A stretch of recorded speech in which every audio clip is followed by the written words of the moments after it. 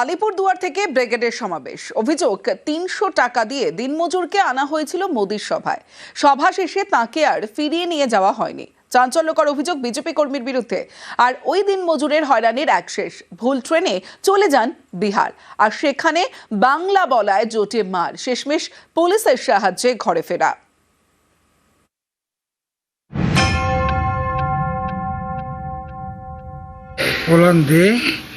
পোল্যান্ডে ওগুলো চলো কলকাতা যাই ঘুরে আসি, মোদি সরকার আসবে, চলো যাই, মিটিং আছে, চলো যাই।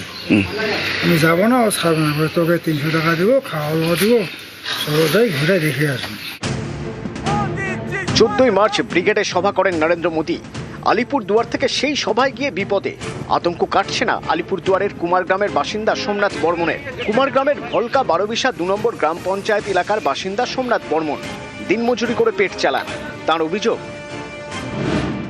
ব্রিগেডে মোদীর সভায় যাওয়ার জন্য এলাকারই এক বিজেপি কর্মী তাকে জোর করেন। 300 টাকা দেন, খাবার দাবার দেওয়ারও প্রতিশ্রুতি দেন। দিনমজুর এতে রাজি হন। আলিপুরদুয়ার থেকে আসেন ব্রিগেড সমাবেশে। অভিযোগ, সভা শেষে তাকে নিয়ে আর ফেরেননি ওই বিজেপি কর্মী।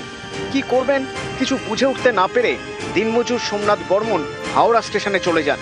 সেখান থেকে উঠে পড়েন ভুল ট্রেনে, চলে যান বিহারের কিষানগঞ্জ। অভিযোগ, সেখানে বাংলায় কথা বলায় জোটে বেদম মার। দিনমজুরকে উদ্ধার করে পুলিশ। তারপর তিনি কিষানগঞ্জ থেকে কুমারগ্রামের বাড়িতে ফেরেন। পোল্যান্ডে ওগুলো চলো কলকাতা যাই ঘুরে আসি, মোদি সরকার আসবে, চলো যাই, মিটিং আছে, চলো যাই। আমি যাবো না, ও ছাড়বে না, তোকে ৩০০ টাকা দিব, খাওয়া দাওয়া দিব, চলো যাই, ঘুরে দেখে আসবো। করে গেলাম, মিটিং শুরু হলো, মিটিংটা দেখলাম, আমি দিকে রাত্রিবেলা খাওয়া দাওয়া করে স্টেশনে বসে আছি। ওরা আমাকে ছেড়ে কেউ কোথায় গেছে নাই। তারপরে আমি তো একা নাকাল হয়ে গেলাম। ওরা আমি বিহারে ট্রেনে উঠছি, বিহারে পাইছি।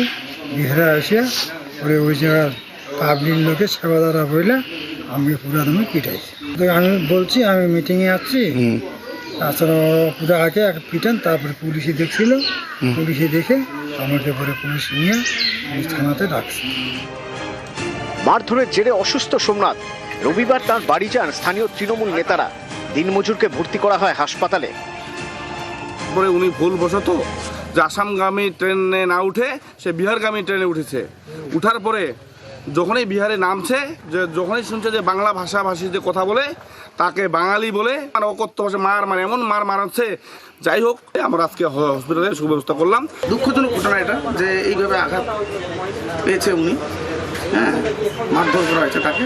তৃণমূল কংগ্রেস যেভাবে নোংরা রাজনীতি করতেছে, তাদের যে পায়ের তলার মাটি সরে যাচ্ছে, তাতে করে বোঝা যাচ্ছে।